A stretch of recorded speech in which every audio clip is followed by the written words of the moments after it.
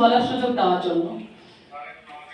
শিশু সুরক্ষায় পুলিশের সার্ভিস ডেস্কের ভূমিকা, মাদকাসক্তি এবং বাল্যবিবাহ প্রতিরোধে আমাদের করণীয় শীর্ষক আলোচনা সভার সভাপতি অফিসার ইনচার্জ ধামরাহাট থানা নওগাঁ এবং অংশগ্রহণকারী শিশু ও যুব ফোরাম, শিশু সুরক্ষা ও গ্রাম উন্নয়ন কমিটি, ইমাম এবং আমার প্রিয় সহকর্মীবৃন্দ, আসসালামু আলাইকুম।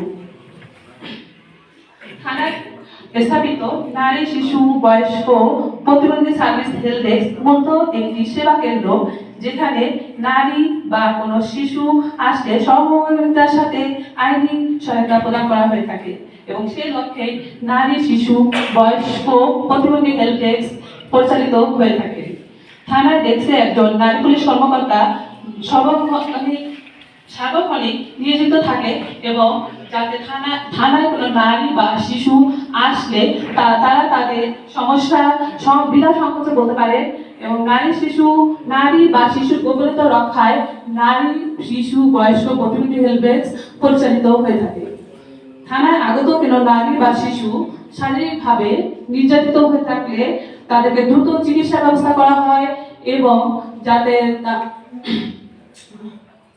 দক্ষ কাউন্সিলের মাধ্যমে তাদের মানসিক সহায়তা প্রদান করা হয়ে থাকে। আইনের সঙ্গে সংঘাতে জড়িত কোনো শিশু থানায় আসলে যদি তাদের বিরুদ্ধে কোনো প্রমাণ পাওয়া না যায়, তাহলে প্রবেশন কর্মকর্তাকে জানানো হয় এবং প্রবেশন কর্মকর্তার মাধ্যমে তার পিতামাতার নিকট জিম্মায় প্রদান করা হয়ে থাকে। আর যদি অভিযোগ প্রমাণিত হয় তাহলে শিশু আদালতে প্রেরণ করা হয়। ধন্যবাদ। আমাদের কর্পোরেশনের ম্যানেজার, আমাদের আমাদের অফিসার ফোর্স এবং সম্মানিত উপস্থিতি এবং সাংবাদিক বৃন্দ, আসসালামু আলাইকুম। আজকে পবিত্র রমজান মাসের